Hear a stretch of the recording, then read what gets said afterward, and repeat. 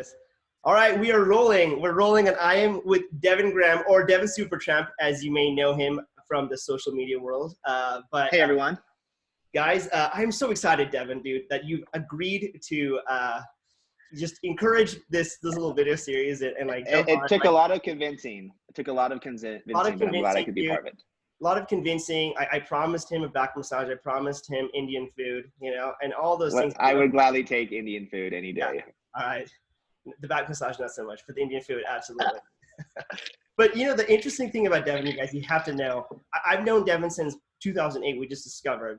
He has not aged a day. I don't understand what the secret to never aging is. Maybe it's just the backwards hat, but like, he's got his. It does add. It's amazing. He looks like a young lad still. But Devin, we met in 2008 because we were discussing. You were kind of helping oversee this commercial that I was producing. It was for the Utah Film Commission. It was like for this award show, and you were helping oversee it. And so we got to be friends there. And you were like, I forgot where you were living, like some BYU housing, something or other. Yeah, Windsor Park, if you want to be technical. I believe it was called Windsor Park. But yeah, right off the BYU campus. Me and Jacob Schwartz were roommates because I think he might have been working on it too. I can't remember. Yeah. But we all connected paths that way. And we've been friends ever since. Dude, I know we have been. And you know, it's interesting because I just remember like you had such a cool energy about you. You know, you were just like so fun and engaging, and you're like, dude, like let's do some cool stuff. And I remember being like, that's the kind of guy I want to be like. That's the kind of dude like I'd want to work on a film with, just because it's like so much fun. It's not like overly serious and overly whatever. It's just like we're a group of friends, we're getting together, we're having some fun. And I remember like seeing some of your cinematography stuff, because I think at the time you were like really focusing on cinematography. Yeah, it was like, I'd say my only focus was cinematography, because I didn't really realize, like, I always wanted to make movies. And to me, I thought my talent was really only behind the camera as far as just filming cinematography wise. So my whole focus at BYU was all focused on cinematography. Like that was the track I was on. That was the track you were on, right. And I remember you did this one with this boy, like in a spaceship or like a wagon or something like that. I don't know. We did 3 commercials for BYU Independent Study, me and Jacob Schwartz, and then the one I directed was the one with the kid with balloons, and he makes the car fly. We did it all practical, minus the car flying, but we put it on like a big crane, lifted up the car and everything. So yeah, it was just a really cool experience though. But for us, it's just been about always creating, always learning, always failing, and just learning through that whole process. Yeah, no, it was great. And then I don't know if this is still available, but one of the most intense openings of a movie I've ever seen is Mission Impossible 3. And I remember you called me or you texted me like randomly. It was like the middle of the night. He's like, hey, Charan, I need you to see something. And you sent me this link, and it was like a recreation of Mission Impossible 3. And it had like, it was Gary, Aurora, and I forgot the— Andrew Beanstra. That's right. Who does Broadway in New York now. That's right. That's amazing. Yeah, and I remember hanging out with him a couple times. And you guys did this recreation, except it felt like a Western, I believe, right? Yeah, it was for, it's called 319, Theater Media Arts, BYU. But the whole thing is you take a script and you direct it and make it your own, like a Hollywood script. So for me, I picked Mission Impossible 3, and then I recreated, set it in the Western. I set it on like a train. So we filmed it on the Heber Creeper as well, up in Midway as well. But it's like, I just wanted to kind of go all out online. Dude, it was amazing. I remember just being like, holy crap. Is this better than the original? It might be better than the original, you know? Tom Cruise, take I know. him on. So it was awesome. So you were doing all these films. You were trying to go on that track. And then all of a sudden, I remember seeing, and I don't know the sequence of things, but I remember seeing some nature video you shot, like in Washington or Oregon or something like that. Yeah, one in Washington, one in Canada. It's probably one of those two. Okay, and I don't know if that came first or if Orabrush came first. I don't know which one, but you were doing something and you put it on YouTube, and it got like a lot of views, I believe. Or back then it was like, I don't know, like however many views it was. And then you took a shift and you did like a rope swing video, which also exploded and got like millions of views. And the next thing I know, it's like you became a legend. I was like, oh my gosh, this is amazing. And so can you walk us through that journey a little bit about like what happened? Absolutely. So, I mean, my whole focus is to make Hollywood movies. I want to make the next Jurassic Park, the next Star Wars movie. Like that was the goal. That was why I was going to film school. Yeah. While I was going to film school, my roommate, his name was Jeff Harmon, which you've also done a whole episode on. We ended up not both talking about each other. Yeah.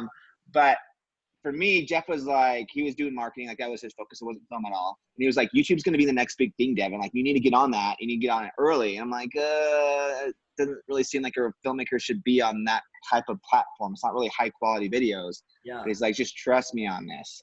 I don't know if I fully trusted him yet, but we started working together with Brush. I started shooting all their videos and they started getting millions and millions of views. So then I was like, there's something here that I had no idea about realizing. Jeff, he understood all the marketing. So I was seeing how he was marketing everything and the kind of content he was creating with the hopes that would go viral, right? So then I started, Jeff Harmon was like, he showed me this video. It was a bike jump into a pond in Alpine, Utah. Okay. And it was shot on a smartphone. The quality was awful, but it had 2 million views. And Jeff was like, you should do a video based on this, but with your cinematography. Okay. So I'm like, okay, sure. So I did that video and then I uploaded it to YouTube. I created my own YouTube channel and it got 1,000 views the first day. Okay. And then the next day it got 80,000 views. What? And then a month later it got 1 million views. So all of a sudden, all these opportunities were coming from YouTube, from social media, just because I uploaded a video on YouTube. So to me, that's where I learned like the power of social media, because I really didn't understand it all. Like I had a MySpace account back then, Facebook account, but it wasn't to promote things. But Jeff Harmon, he showed me like the power of using social media, using YouTube to get your name out there. But from doing those videos, all of a sudden I started getting all these opportunities. Flip Cameras, which they're actually out of business now, but they were a big company back then. They're like, Devin, we'd love to hire you to do a nationwide TV commercial for us that will premiere all over the world for Flip Cameras. And so I shot that commercial for them. And even on the commercial, because they wanted to feel like organic and real, it said filmed by Devin Graham on a nationwide TV commercial. And that was the first like 2 months of doing videos on YouTube, where I was $0 budget. I didn't own a camera. Like I was using the camera from Brush, a Canon 5D Mark II. But that was like the launch of my career. And then all of a sudden, all these opportunities, business opportunities started coming from just uploading videos to YouTube on social media. So it was just this wild, crazy time. And I got lucky because I got into it early. It was like the wild, wild west where everyone was rushing to California to get the gold. I was one of the first people there. So I felt it gave me an advantage because I didn't really know the potential. No one knew the potential of it except for Jeff Harmon. You know, but it was fun. It was a really exciting time, just kind of having to figure it all out. Yeah. Well, it was interesting because it was, I would see certain videos and you, at the time, like you were just churning out video after video after video, you know, and it was like every 2 weeks. It was every 2 weeks? Every 2 weeks. And then I did every week for like a year and a half, like a viral video. So trying to come up with crazy ideas more than once a week got pretty gnarly. Dude. But it was like we had like 20 videos in a row each week that got 1 million plus views. And just it's because the whole thing with creating content on social media, you want to be consistent. Consistent content means a consistent audience. So it was like, and the Harmon brothers were like, Devin, we'll feature you on the Brush page as long as you can put out a video once a week or once every other week. And I was like, shoot. So it forced me to be creative. So I'm like, okay, I got to create every week to put out something. And was that pretty exhausting? I'd imagine it would have been pretty exhausting to be like, no, I have to like create something this, I gotta do this, or I gotta do that, you know? And your stuff is like, it's not like just chintzy, like, hey, I'm just shooting on my iPhone in my house and vlogging or anything like that. It's like a production, dude, you know? I mean, the good thing and the bad thing, I look at it now, you know, like I was filming on like Canon 5D Mark II compared to like filming on Red cameras now we're doing with 8K footage. So the workflow takes us a lot longer. Like even though we have a team now of 5 or 6 people today, back then I was a team of 1, breaking out the shooting, the editing. Like one of our biggest videos back then, it was Assassin's Creed meets parkour. It's actually our most watched video on YouTube now. Right. But that was 8 days of filming. Yeah. With, Ronnie, right? Yep, with Ronnie. Yep, exactly. But that was 8 days of filming and releasing a video once a week. You know, so it's like you do the math, like it doesn't even add up. So I don't even know how I pulled off that stuff. It was just hustling. No social life, no friends, nothing but filming and editing 24/7. Anyone that knew me knew I'd be shooting, come straight home. I'd be editing till 3 o'clock in the morning, wake up at 8 o'clock, 9 o'clock, and do it all over again. So it was running as fast as I could because once you have something successful, you want to run with it as long as you can because you just don't know when that's going to kind of slow down. So yeah, you know, and I mean, it was interesting because like you were like building this huge audience and it's just been awesome. So Well, first, real quick, how did you get the name Devinsupertramp? Like, what was the origination for that? Is that from that movie, Into the Wild? Into the Wild, yeah. So my name is Devin Graham, and one of my favorite books of all time was called Into the Wild. It's a true story about a guy named Chris McCandless that decides he wants to go to Alaska to go live his dreams. So when I decided I wanted to make movies, live my dreams, I call myself Devinsupertramp because when he did it, Chris McCandless, he called himself Alexander Supertramp when he went out to live his dreams. So when I wanted to make movies for my dreams, Devinsupertramp. Now, with that said, like I didn't plan on people calling me Devinsupertramp. Like I didn't plan on it going viral or taking off. Like it was just like a fun random name I just put on YouTube. But like once you have something that goes viral on social media, like that's the name you're known for. Yeah. And I always had my hat on backwards back then, 10 years ago. So now people always assume I have my hat on backwards, which now it's like my image. So I always have to have my hat on backwards as well. But that's kind of the name. Yeah, I love that, man. I mean, I think it's just awesome to like do something and you're like, oh yeah, I'm just gonna do this for fun, and all of a sudden it's like a household thing now. You're like, my hat is on backwards, and I'm Devinsupertramp, and I have a lot of energy and having a lot of fun. But I'll tell you, like, just from watching your journey from afar, I've known like it's been an awesome journey. It's been a kind of a stressful journey at times, you know, and it's been a journey of like riding the waves and ups and downs. And I know what's interesting. Again, I'm not super duper familiar with the YouTube world. I've been mostly in the traditional space. But I've known that YouTube has changed their rules a lot, right? Like a lot of different algorithm changes and different things like that. And there's different socials that are coming out, you know, like Instagram and all that jazz. So how have you been able to kind of stay ahead of the curve? Well, I don't know if I'm always staying ahead of the curve because sometimes I get left way behind the curve, but it's figuring it out. I think one of the biggest things for us though is having to be adaptable. It's like you get those filmmakers that say, I'm only going to shoot on film no matter what, but then they lose out on other opportunities. So for me, it's been all about, I'm going to shift.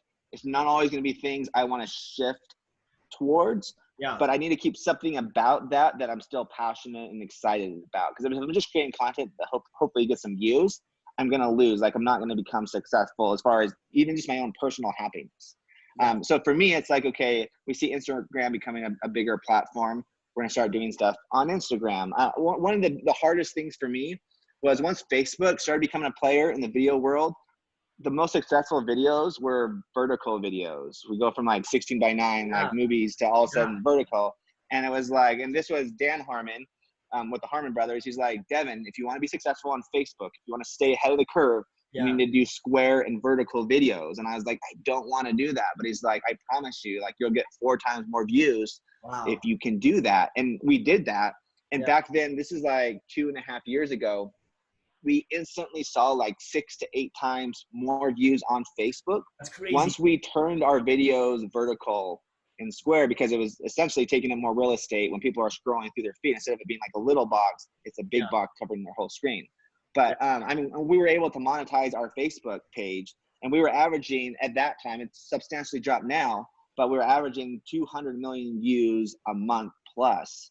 Because we had shifted everything to vertical and square. So it was like, it was a game I didn't want to play, but we played it and we were able to stay ahead of it during that time.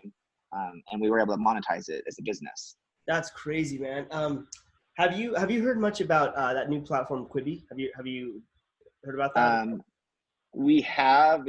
I mean, I downloaded it. I signed up for it. Yeah. We haven't dived into it much though, but I definitely say it's an upcoming one. I see pros and cons of how it's struggling a little bit, but I see a lot of big name players on it. TikTok's like the other big platform right now that I think is, we try to get our TikTok, but somebody already claimed our name. So it's like, do we just build up a random TikTok? And then we reached out to them and said, just build up a random TikTok and then we can get your name back eventually. So, but it made me like not as passionate to create a brand on a completely different account. For sure. That makes sense. I only asked about Quibi because I've got a buddy over there, you know, he's like an executive over there, and he's trying to get me to like do stuff on Quibi, you know, and it's just it's just interesting because there's so many different platforms and there's so many different ways of consuming content. But I think what it all comes down to is you have found a way to, like, you've serviced a need, you found a demand, and you serviced that demand, you know, and people like it and people enjoy it. And so and I was just telling you earlier, like, so many of the things that I've seen on your channels was inspired me to be like, I didn't even know that was possible. I had no idea that was even a thing in reality. And now I want to try out that thing. And one of those things was paramotoring. I saw the one of you, I think it was in Dubai or something like that. And like where they were flying sand dunes. I'm like, I can't even imagine that this would actually exist in real life. And so I went and researched it, and I took paramotoring lessons. So it was amazing. So I have you to thank to educate my mind on some really, really rad stuff. Well, thank you. So let's talk present term now. What are some of the things that are kind of going on in your life right now? You're still continuing to do YouTube, of course. Yep. And then you're doing more stuff on Facebook as well, on Instagram, or what? Yeah. So to stay in the game, you have to play the game. And at any time, there could be a switch that turns off on the algorithm that changes everything. Yeah. So Facebook, for example, we were averaging 200 million views roughly a month. And then all of a sudden we go from 200 million views to like 8,000 views, 8,000, not like 8,000 million or whatever. So they instantly change the algorithm. It instantly affects everybody. Wow. So now Facebook is more of a pay to play. So they basically help build up a lot of people, or let them kind of go viral. But viral videos don't really exist anymore unless you're paying to have them go viral. Yeah. So Facebook, that whole system changed. So we're not really on Facebook anymore. Like, we're still on Facebook. We'll put out videos every so often, but they're hardly getting any, like, it costs us more money to produce and edit those videos down for Facebook than what we'd make off of Facebook. So Facebook is just a different game for us right now. YouTube as well has shifted as far as their algorithm, where it doesn't favor at all the kind of content we create. So now we're shifting again, trying to figure it out. So we're kind of in the stage of, we're not crushing it right now. We're just trying to figure out how to make it work. Yeah. So like, what are we doing currently right now? Well, the biggest thing for us is, as I'm sure you're aware of, COVID-19, a little thing that's going around the world. Yeah. Coronavirus. Once that kicked in, it canceled every one of our projects, because we're international. I mean, we make our money, our living, by doing international projects. So like, we're planning on they basically give you the budget to do it. Is that what you mean, or what I mean by that is, like, okay, London tourism, Paris tourism, Dubai. Like, we make our money when we travel outside of the U.S. Like, very little of our paid project comes from the U.S. It's mostly international. Like, that's kind of how we've established our brand. Yeah. So all of the projects we had for the entire year have been canceled, or like just a big pause. But it's kind of the unknown of, we don't know what's going to happen. So it's the first time, I mean, we've gone 5 months without really any paid projects on our YouTube channel. So it's like, oh shoot, and we don't know like when things are going to actually open up. Like, they say Utah's opened up to, you can be in groups now of 20 people or more, but everyone's still afraid to make anything happen. So it's like, it could be open, but who knows when we're going to actually, people are comfortable to hire again. So it's just big unknown. So what are we doing now to kind of survive? We're trying a lot of things normally we wouldn't try. Okay. So we just launched a stock footage YouTube channel, where it's just like an hour-long video of stock footage, drones flying through Ireland. So we've had a lot of time at our office or at our house just editing videos to create content, because normally we wouldn't have that time.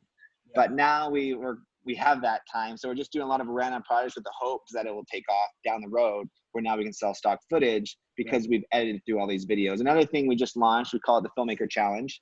It's on our second behind the scenes channel, where the people on our team, there's 5 of us, we give ourselves a challenge. So last week it was find a meme, and you had to create a short story on it. Okay. And we show the process of creating a film through that meme. The one we did this week is we pick one of our favorite comedy scenes in a movie, and we had to turn that into a horror film. Oh wow! So like Zane on our team, he just finished it yesterday, but he picked a scene from Dumb and Dumber when they're riding in the car and they're making the most annoying sound in the world, and he turned that scene into this like amazing, incredible horror film using the exact same script. So it's essentially, it's our way of staying busy by challenging ourselves as filmmakers, and then we're creating content for our YouTube channel that's also challenging, inspiring our audience to say like, hey, these are ways that you can be creative and create short stories. Like, you don't always have to spend months and months of planning. So those are like 2 of our business revenue streams that we're kind of shifting. Is it going to take off? That's the hope, but there's this uncertainty with it all. But that's kind of what we're doing over like the last 4 months, 3 months, since everything's kind of shifted and changed. Shifted into everything. Well, you know what's interesting, dude, and I think like this will kind of like ducktails into like what I would love to talk about. Um, Ever since I've known you, ever since like 2008, 2009 to, gosh, like 12 years later or so, your life has constantly been about like understanding the landscape and like doing things with the landscape, right? And switching things around. So when YouTube was like, when it was thriving, you were on YouTube doing its thing. When Facebook was doing that, you did that. But when Facebook said, "Okay, you have to pay for those ads," and you started shifting, right? You were constantly in the process of pivoting and shifting based off of the circumstances of your life.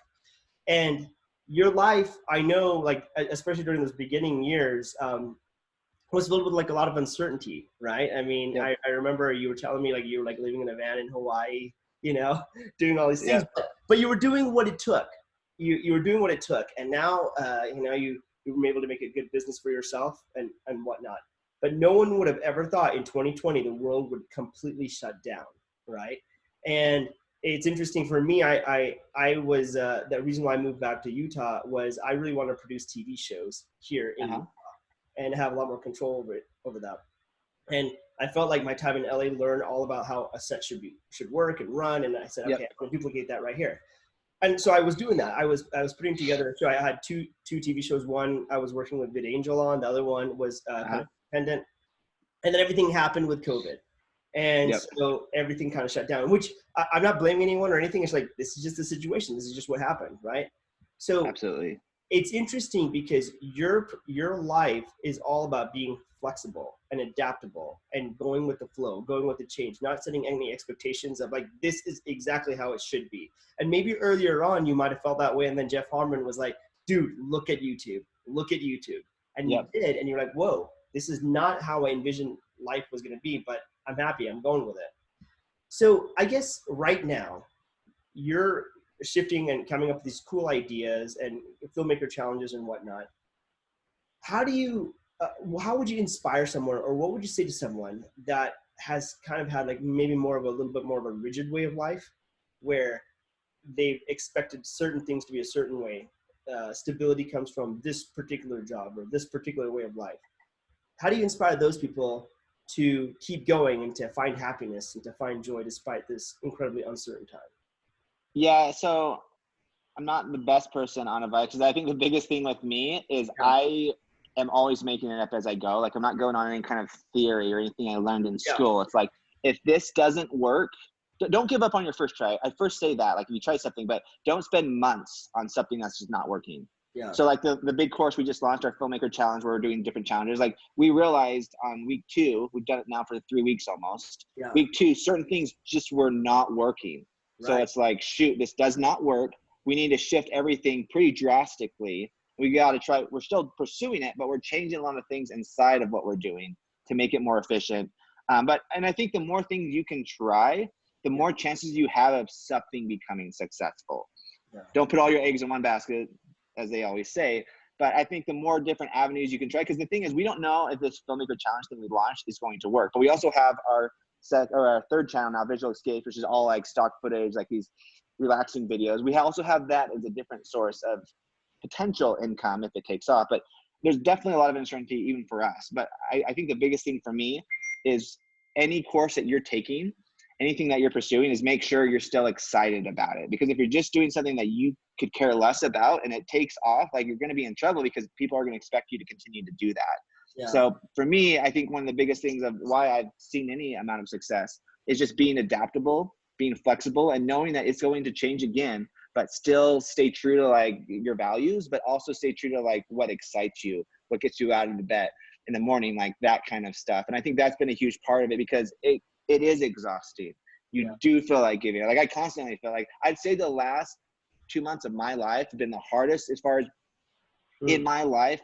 Like the saddest I've been, like the most like, what are we going to do? Like, because I'm running a company with 5 other employees and I'm also in charge of paying their bills or helping pay their bills, you know, and they have families as well. So it's like, if I put them on the streets, like that's on my shoulders. So now I had to figure out how we're going to survive as a business when no work's coming through. So there's this huge pressure now that I've never felt before, because normally we have projects nonstop where we're turning down things, but it's not the case with COVID. So for us, it's just trying different sources, different revenue streams, and seeing what gets picked up and what doesn't.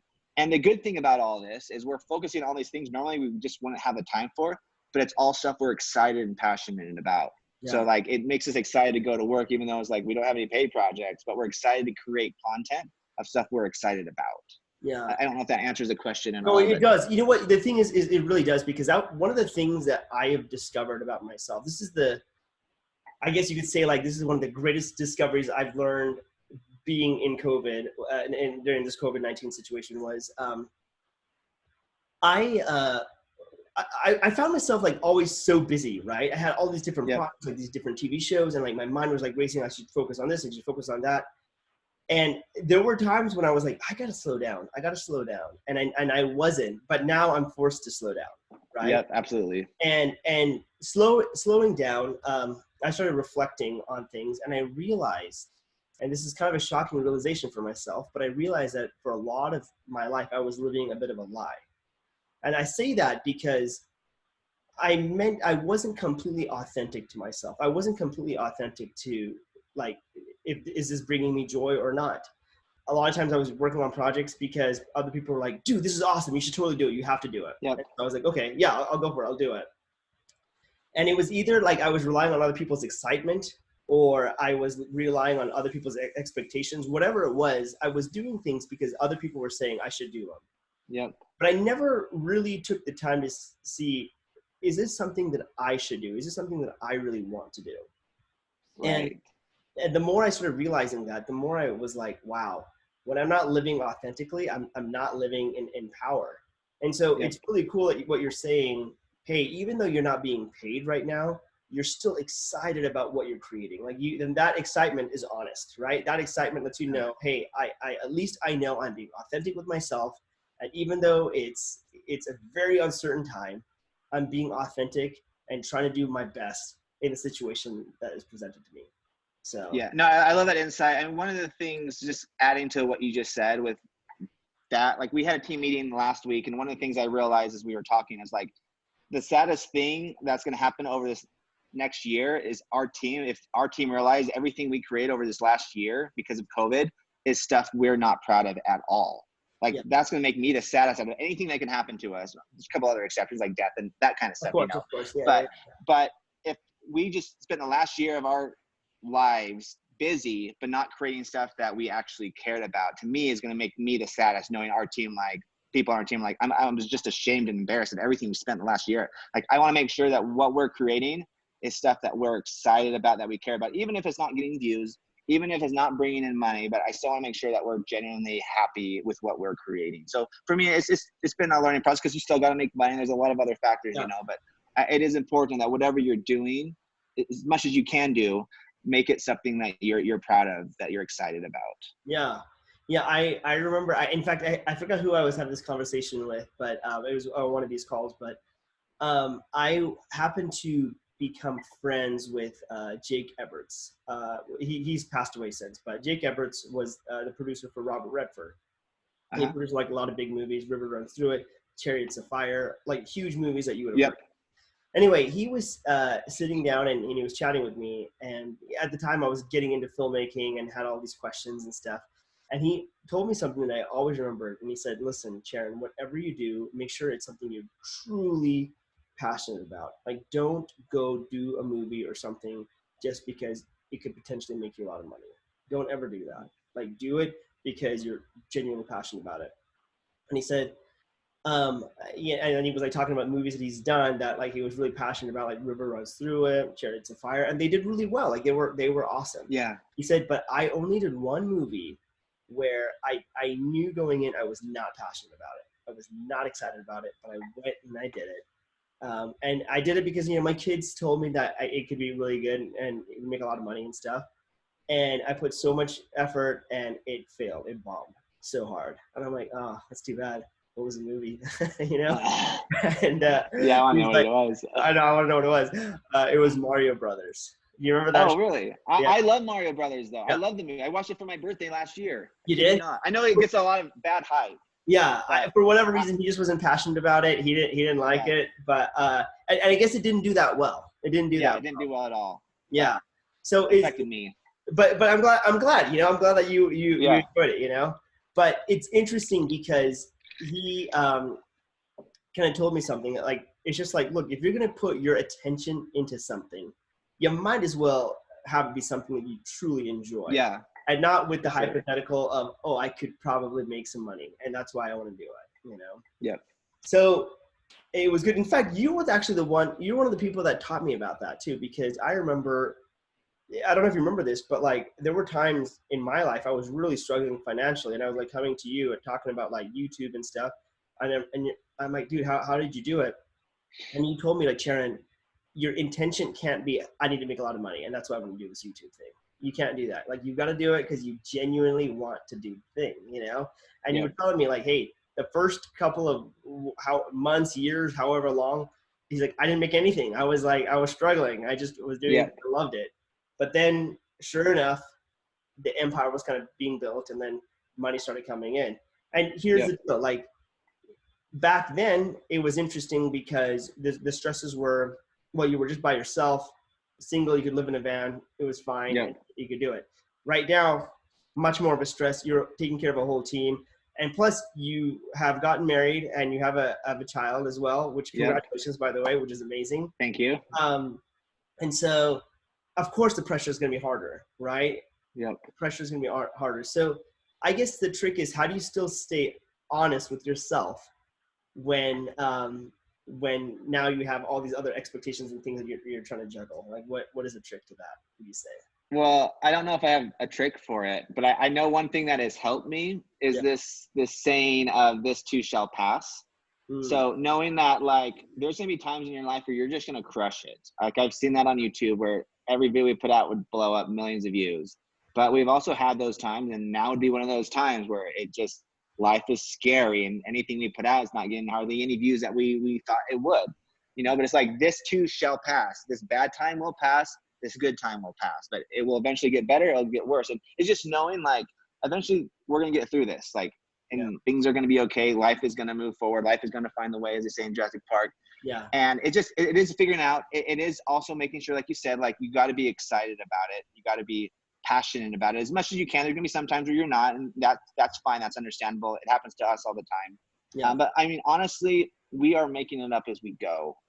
I try and pretend like I know everything I'm doing, but a lot of it's just like, this doesn't work. Okay, let's shift. Let's try this now. Yeah. This didn't work, but it's stuff I'm excited about. Like, it's stuff that makes me want to go out and create, and it's making me better of a filmmaker. So I think that's also, like, a big part of it, is that it's a challenge. Yeah. Because I think we all get in these ruts where we do something that's successful, we do it again. I mean, that's why there's so many sequels. But then you start losing your passion in it, right? Because you've done it so many times, it's not challenging. So for me, one of the things that kind of has helped through this process is doing things that scare me, that challenge me, that make me think differently. Like, it's almost a good thing that this is happening, in the sense that it's challenging far more than anything I've challenged. Like, I don't want to go through this ever again. Don't want to go through it now. Yeah. But it's challenging me, and that is, like, an exciting part of the process, I feel, of creating, that it's making me think differently in ways I have never thought of before. Like, I would have never thought to do this one thing with this filmmaker challenge thing.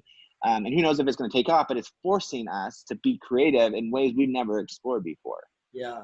Well, I love that, because it's true. Like, when we get in a routine, when we get in like a set way of doing things, habit, always like that, then creativity kind of goes out the window, right? Yeah, it does. And, like, I always think about that example with Steven Spielberg in creating Jaws, and one of the greatest things that could have happened to him is the shark breaking down.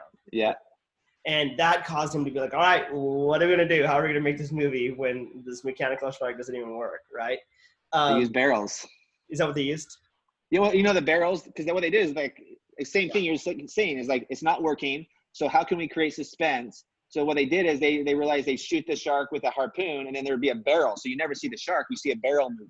And that made it more suspenseful, so it worked in his advantage. So it's like, you have a problem, how can you fix it? And then, and a lot of times it will make it better. But that's how he handled that situation. That's how he handled the situation. So would you ever consider making a movie? Would you ever? Yeah, I know that was, like, your original goal, right? I'd say that's still the end goal, especially episodic. Like if okay, we like a could, TV series type of thing. yeah, like if we could do something on Netflix for us, like to me, that's the goal in the next 5 years. Okay, Is to cool. create like something like Stranger Things. Like for us, we'd be so excited to be a part of any part of that process of creating something like that. We just want to create content. Like I love the Goonies. I loved Indiana Jones, Yes. Star Wars. Like if I could do anything that has any kind of that energy, those kind of emotions attached to it, like this adventure. Like I love to be a part of that. I think most people on our team would love to be a part of that. YouTube has just been a stepping stone that makes brands trust us, that we can show we can get views, and now it's leading on to the next thing. And I mean, I think this filmmaker challenge thing that we've launched together as a team, what it's forced us to do is we're telling short little stories that are all narrative focused, that's proving to people that we do know how to tell stories and we understand that process. Right. Yeah. Yeah. Well, it's interesting because you're forced to tell stories a different way, man. Yep. That's really what it's coming down to. Is that you're forced to telling stories a different way. And I think that the thing that you're doing, which I think is awesome, the takeaway I'm getting from it is like, hey, with the circumstances you've been given, you can either be crippled, you can either allow yourself to be crippled, or be like, okay, cool. What is the thing I can learn in a situation where there's severe amount of limitations? You know what I mean? And it's interesting. Like for me, I've been trying to like discover some of my passions and some of my joys that I didn't get a chance to do a lot before. And one of the things that I've discovered about myself, especially over the last couple of years, is how much I love playing tennis. I love playing tennis. Okay. I'm okay at it, but I love it. And so now that, and I'm like, this is like the perfect social distancing sport, And so I go to the courts like all the time when I go hit some tennis balls, and that's awesome. It's just been fun to like get out there and like, wow, I would never like, I was playing like before, like maybe once a week or once every couple of weeks. Now it's been like once a day, and amazing. I can totally do it. It's been awesome. So that's been great. But yeah, man, I'm excited. And the thing is, and I've always felt this about you, so I want to encourage you to do this, but I've always felt that you were born to be like a filmmaker telling like a series or a movie or a feature or anything like that. Like that was what we used to always talk about before. And so now we're in the situation where it's like, okay, that, you want that to ultimately be your goal, like maybe getting a show on Netflix, or maybe getting a show like on like a Disney Plus or something, like adventure, or like you're saying, Goonies, Stranger Things, like that type of stuff, right? Well, I think that now is the time to be like, all right, let's figure out how we can make our first series and how we can do that. I think it'd be awesome. I think you'd do great. Absolutely. Well, thanks for believing in us, Charan. Dude, it does go a long way. I've been Team Supertramp for a long time, So that's all we can ask. I just need a T-shirt, dude. So whenever you have those ready to go. Sadly, we don't have them, but I can give you a hat. All right, I'll take a hat. A fresh hat. Okay, I'll take a fresh hat. That sounds great. Well, Devin, absolutely. I really appreciate you taking the time to chat with me. Wife and baby good? Is family? Wife and baby good. They're out. My wife got into gardening, so they might actually be outside right now, and she's gardening and just crushing it on that right now. But it's been awesome. I was always afraid to be a dad because I'm like, I have to give up all the things that I love. Yeah. But I realized it's only enhanced everything that I love. Really? So for me, it's just, and it's like hard to explain it, but it truly has, like the way I look at filmmaking now is different. I feel I'm a better storyteller because I now understand that side of things, like that love you have for that baby, you do anything, it's been, and I mean, with COVID going on, like it's been good in the sense that like I can be home a little bit more with him and have those experiences, especially during these times where it's so crucial of how fast he's growing. Like he's already rolling over, like doing these things like so fast, I can't keep track of it. But it's awesome. I love being a dad. It's awesome. And I was just telling you, like, I know your baby boy is 5 months old, right? And so my nephew is 5 months old, and so it's so fun to see them to grow and just like start looking around and looking at the world, and it's cool because when you get to see it from their perspective, it's like this world of wonder and awe, and you're like, oh my gosh, I got to get back to feeling like that. I got to feel like it is a magical world to them. It is that whole mindset. That's completely spot on though, for sure. Yeah, absolutely. Well, Devin, again, thank you so much for taking the time to chat with me. You're awesome, and let's go grab some Indian food soon. I know we love doing that. So chicken tikka masala. Chicken tikka masala, dude. Let's do it. Okay, sounds good, man. Thanks again. Okay. Thanks, brother. We'll see you, Take care. Sharon.